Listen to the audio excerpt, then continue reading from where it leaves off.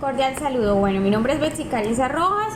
Vamos a estar exponiendo la unidad 2 de Fundamentos Básicos de Técnicas de Entrevista. Entonces, vamos a mirar todo lo que es la comunicación humana, conceptos generales sobre la comunicación, elementos básicos de la comunicación y comunicación verbal y no verbal. Entonces, entendemos comunicación, pues como tal el concepto no es una tarea fácil, ya que la amplitud del mismo ha dado lugar a conceptualizaciones muy diferentes, en diversidad de evidencias, con dificultad de desligar la comunicación, el propio hecho de existir y relacionarnos con los demás, ¿sí? Por medio de diversos códigos en función de la especie de los seres humanos. Autores definen la comunicación como la capacidad de entrar en contacto con el otro a nivel verbal y no verbal. Partiendo de la sencilla definición que vamos a integrar todos los aspectos que forman parte de la comunicación y relación de las personas. La comunicación verbal que existe entre cliente y terapeuta es una parte fundamental en el proceso terapeuta, ¿sí? Con la relación al cliente, que conviene estar atento a otros aspectos como los que son qué dice, en específico, que si se contradice, si habla coherentemente, si divaga o si hace preguntas, si pide que se tranquilice respecto a su problema, comprende lo que pasa y comunica mensajes latentes. ¿Listo? Entonces, dentro de la comunicación partimos sobre unos elementos básicos en la comunicación. Tenemos unos elementos básicos de la comunicación, que es el emisor, la persona que transmite el mensaje, ¿sí? Entonces, por tanto, es la que transmite a su interlocutor, que es la persona que lo está oyendo, ¿sí? La persona que posee la información o que tiene las ideas a transmitir. Tenemos el receptor, que es aquella persona que recibe la información, que emana al emisor, ¿sí? Que le dirige el mensaje. Otro de los elementos es el mensaje, la idea o la información que transmite el emisor al receptor, el contenido de la comunicación. También hace parte el canal, que hace referencia al medio por el cual se realiza el mensaje. Entonces podemos decir que por una llamada telefónica, vía internet, vía chat, bueno. Y existen los escritos, ¿sí? En donde tenemos la clasificación que estudiaremos más adelante. Entonces, hay unas competencias verbales del terapeuta, ¿sí? Entonces, ya eso es por parte del terapeuta, que le va a decir a su cliente. Entonces, existe la clarificación. La clarificación consiste en pedir al cliente que aclare el significado del mensaje, de algún mensaje que quedó vaga la información, que no quedó clara. Entonces, por lo menos tenemos un ejemplo que dice: tengo miedo de perder el control durante un ataque de pánico. Entonces, el terapeuta le pregunta a su cliente a qué se refiere o qué quiere decir con que quiere perder el control. La paráfrasis, entonces, en concreto consiste en la recopilación con otras palabras o una expresión resumida y organizada del contenido principal del mensaje del cliente. Entonces, un ejemplo es: sé que estar sentada o permanecer en la cama todo el día no favorece a mi depresión. Entonces, vamos a hacer una paráfrasis, le vamos a decir, cambiarle el significado, la palabra. Entonces, ya sabes que estar sentado en la cama no te desayuda. ¿Listo?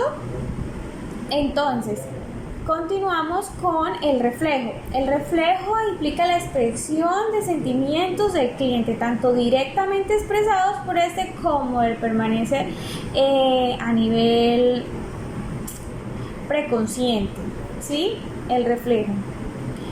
Tenemos la síntesis, que se define como el empleo de paráfrasis y el reflejo del resumen de lo que el cliente ha comunicado por parte de la sesión o en las sesiones anteriores.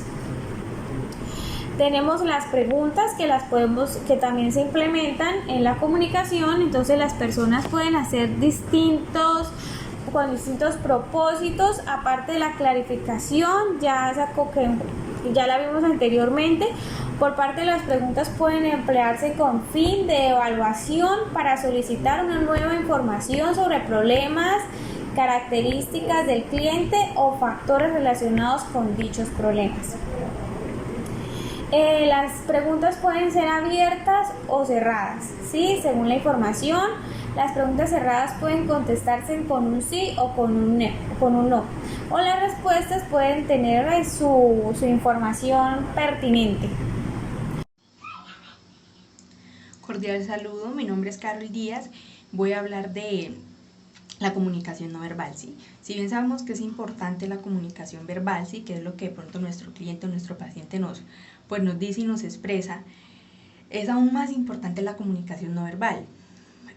¿Por qué? ¿Qué pasa con la comunicación no verbal?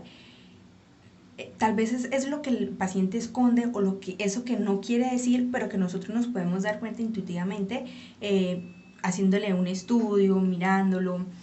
Por ejemplo, los rasgos de su cara, cuando habla, se agacha la mirada, si nos está diciendo la verdad, si cuando nos va a decir algo agita mucho sus piernas, se empieza a tronar los dedos, tiene sudoración excesiva.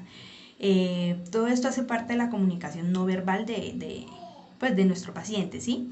Igualmente la comunicación no verbal de nosotros como entrevistadores.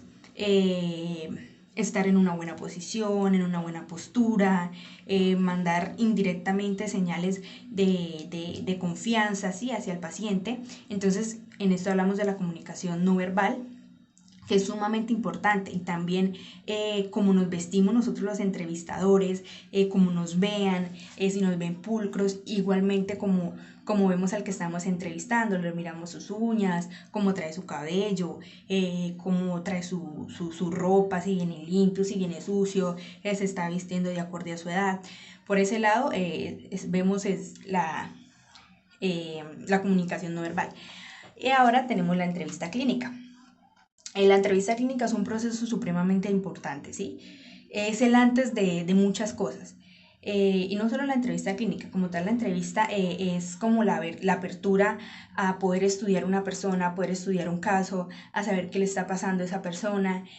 Es entrar un poquito en su familia, entrar un poquito en qué está viviendo, qué está pasando, por medio de lo que él nos dice. Esto es la entrevista clínica. Y pues tenemos que tener en cuenta que hay muchos modelos de entrevistas, ¿sí? Y hay grados y estructuras. Entonces vamos a ver por el grado de estructuración. Tenemos la entrevista estructurada, la entrevista semiestructurada, la entrevista libre. También tenemos, le hablo de la entrevista libre, entrevista consultiva, ¿sí? Por su finalidad, entrevista consultiva, entrevista de orientación vocacional, entrevista terapéutica, entrevista de investigación. Tenemos varios rangos de entrevistas, ¿sí? Entonces, bueno, en continuidad de lo de mis compañeras, tipos de entrevista, existen muchos, existen la entrevista virtual. Ahora con esto de la pandemia, muchas de las asesorías, de las tutorías, de cosas, consultas, terapeutas han sacado la entrevista virtual. También existe la entrevista física, existe la entrevista de trabajo, la entrevista de estudio, de consultas, existen muchos tipos de entrevista. También existen los mecanismos de defensa de un entrevistador, de cuando la persona está siendo entrevistada, qué mecanismos de defensa utiliza, como por ejemplo cuando se opone a decir algo, de pronto a responder con sinceridad a un terapeuta. Cuando esa persona se opone, esto es un mecanismo de defensa. También existen las entrevistas cuando son inicialmente. lo que debe haber entre un entrevistador y un entrevistado en los primeros minutos de una entrevista, de una consulta. Debe existir un tipo de conexión, algo que haga más ameno la entrevista, que el cliente pueda entrar en confianza, que el terapeuta tenga esa empatía con el cliente. Podemos hacer un contacto visual sutil, que esto pues nos puede generar más confianza. Algo que también vemos de la entrevista es las diferentes pruebas que podemos usar en la entrevista. Existen las pruebas psicotécnicas, existen pruebas evaluativas, existen test, existen evaluaciones, todas estas cosas que hacen la entrevista, que el cliente nos arroje más información. Bueno, entonces este ha sido lo corto que hemos podido hablar sobre las entrevistas.